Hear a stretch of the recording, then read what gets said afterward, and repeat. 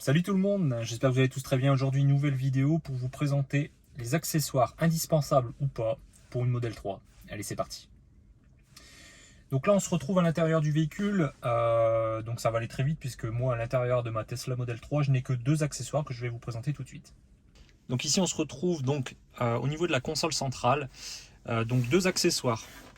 Donc ici, le fameux petit bac de rangement, donc qui est bien pratique, hein, mine de rien, avec différents accessoires que l'on peut mettre. Donc ici, on retrouve par exemple une petite fente pour mettre ses cartes, ChargeMap ou même d'autres cartes de crédit ou des cartes par exemple de lavage de voiture. Ici, moi, je range un petit emplacement pour pouvoir mettre mon badge d'autoroute, ma petite clé pour ouvrir le portail, et puis voilà, ici après vous mettez un petit peu ce que vous voulez, bien pratique et pas cher. Ensuite, on retrouve un deuxième accessoire qu'on va retrouver ici à l'intérieur. Là, je vais essayer de voir, voilà. Donc vous voyez ici, en fait, c'est sur les ports USB type C. Donc je vais vous montrer. Donc en fait, ça se présente comme ça. Donc c'est un petit hub USB type C où l'on peut mettre des clés USB, brancher sa manette pour les jeux par exemple aussi. Donc voilà, donc ça vient se fixer directement sur les ports USB internes. Bien pratique parce qu'on ne retrouve pas forcément des clés USB. On n'a pas tous forcément des clés USB où par exemple on peut mettre sa musique dessus au format type C, mais c'est plus souvent, on retrouve plus souvent quand même des clés USB type A. Donc plutôt pratique puisque ça lit les données, donc c'est plutôt pas mal. Donc vous voyez, en fait, ça vient se plugger directement, en fait, hop, comme ceci. Et voilà. Alors ce hub fonctionne à la fois sur les 2021, 2022, en tout cas toutes les Tesla Model 3 qui ont déjà, voire même Model Y, qui ont déjà des ports USB type C à l'intérieur de leur console centrale. Néanmoins, pour la partie données, donc c'est-à-dire pour la lecture de clés USB, brancher des manettes, ça ne fonctionnera pas pour les modèles 2022, notamment les derniers, celles de début d'année, puisqu'elles n'ont pas les ports USB de type de données. Donc c'est-à-dire qu'il n'y a pas de données qui se transfèrent. Ces ports USB ne servent que pour recharger, malheureusement. Néanmoins, si vous avez quand même des câbles USB type A, ça pourra vous servir pour transformer ces USB type C en USB type A. Mais bon, vu qu'ils ne servent qu'à la recharge, il suffit de vous acheter un câble USB type C vers votre téléphone, un iPhone ou un Android. Ça fera exactement la même chose. Alors voilà pour les accessoires à l'intérieur de ma Tesla Model 3. Il y a d'autres accessoires que je peux vous montrer, mais difficilement puisque là il fait jour, donc on ne va pas bien le voir. C'est les éclairages des portes. Je vous montre tout de suite. Alors pour les éclairages de portes, en fait c'est très simple. Je les ai remplacés ici. Je ne sais pas si vous allez bien voir. Voilà. Donc ici ce sont des lumières LED remplacées par celles d'origine. Donc c'est pas les LED à l'intérieur, hein, c'est vraiment directement le module complet qu'on le remplace. Donc en fait c'est très simple, hein, il suffit avec un petit tournevis de fer levier. La lumière s'en va, le module s'en va complet, on le remplace par un module complet. Ils sont beaucoup plus puissants. Les modules d'origine Tesla, ils sont équipés que de 2 ou 3 LED, il me semble. Là, on a 4-5 LED, donc ça éclaire beaucoup plus le sol, ce qui est beaucoup plus plaisant, on va dire, quand on ouvre les portes, et plus pratique pour éclairer un minimum le sol quand on est dans des endroits assez sombres, par exemple.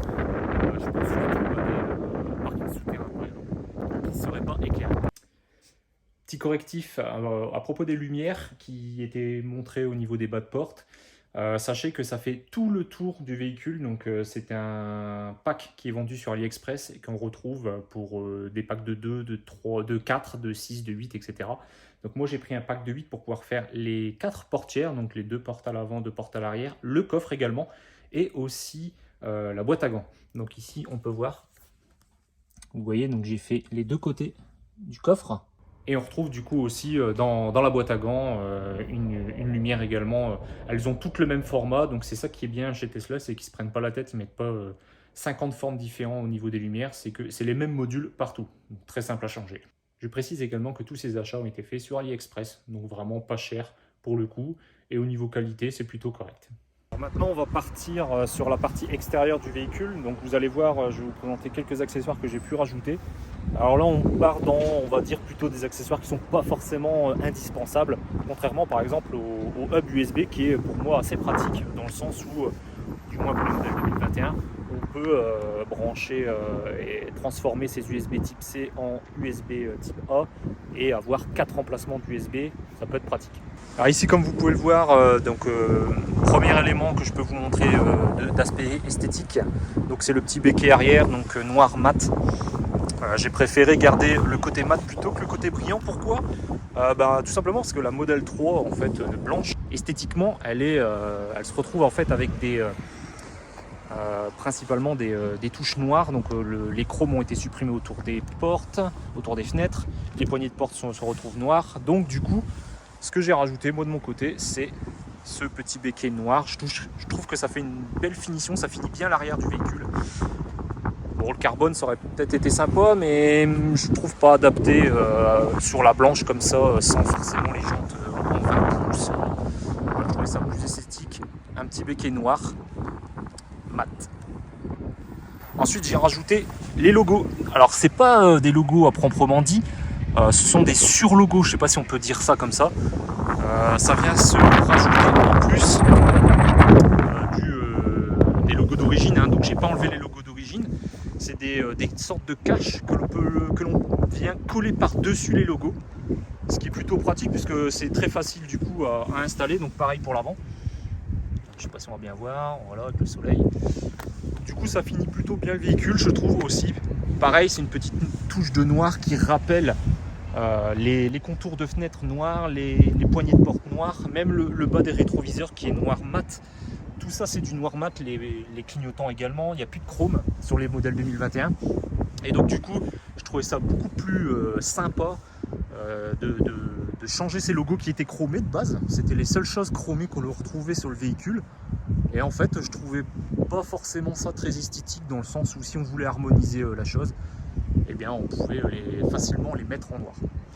Alors voilà, donc ça c'est bien évidemment des accessoires qui ne sont pas indispensables clairement, mais voilà, c'est des petites touches personnelles qui mine de rien, bon voilà, c'est très subtil, hein, mais ça personnalise votre véhicule.